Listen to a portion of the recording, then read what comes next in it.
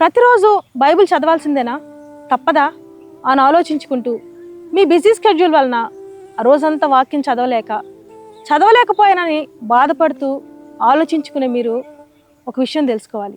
మీ జీవితంలో ఏం చేయాలో అర్థం కాని పరిస్థితులను మీరు ఎన్నో ఎదుర్కొంటూ ఉంటారు. ఆ రోజు మీరు ఏ పరిస్థితిని ఏ విధంగా ఎదుర్కోవాలో, ఏ పరిస్థితికి ఏ విధంగా స్పందించాలో మీకు బోధించేది మీరు చదివిన దేవుని వాక్యం. మత్తయి సువార్త 4వ అధ్యాయము 4వ వచనంలో, మనుష్యుడు రొట్టె వలన మాత్రము కాదు గాని దేవుని నోట నుండి వచ్చు ప్రతి మాట వలనను జీవించును అని రాయబడింది.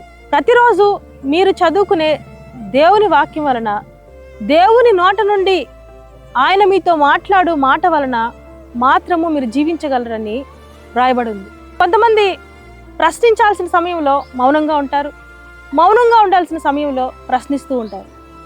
గలతీయులకు రాసిన పత్రిక 5వ అధ్యాయము 17వ వచనంలో, శరీరము ఆత్మకును ఆత్మ శరీరమునకు విరోధముగా అపేక్షించును గనక మీరేవి చేయ నిశ్చయింతురో వాటిని చేయకుందురు అని రాయబడింది.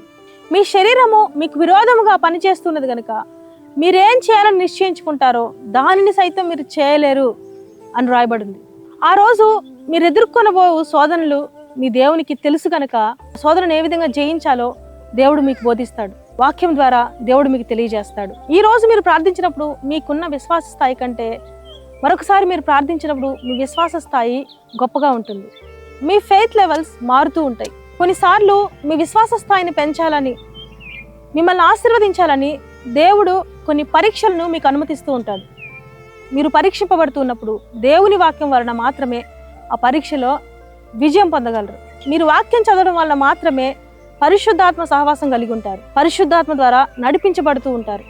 మీరు మానక ప్రతిరోజు బైబిల్ చదువుతూ ఉండగా, ఈరోజు బైబిల్ నేను చదవాల్సిందేనా, తప్పదా అనే స్థితి నుండి, బైబిల్ చదవకపోతే ఈ రోజును నేను ఏ విధంగా ఎదుర్కొనగలను, దేవుడు నాతో మాట్లాడకపోతే, దేవుని మాటలు నేను వినకపోతే ఈ రోజును నేను ఏ విధంగా జయించగలను, ఈ రోజును ఏ విధంగా నేను వెళ్ళదీయగలను అని మీరు అనుకునే స్థాయిలోనికి దేవుడు మిమ్మల్ని నడిపిస్తారు.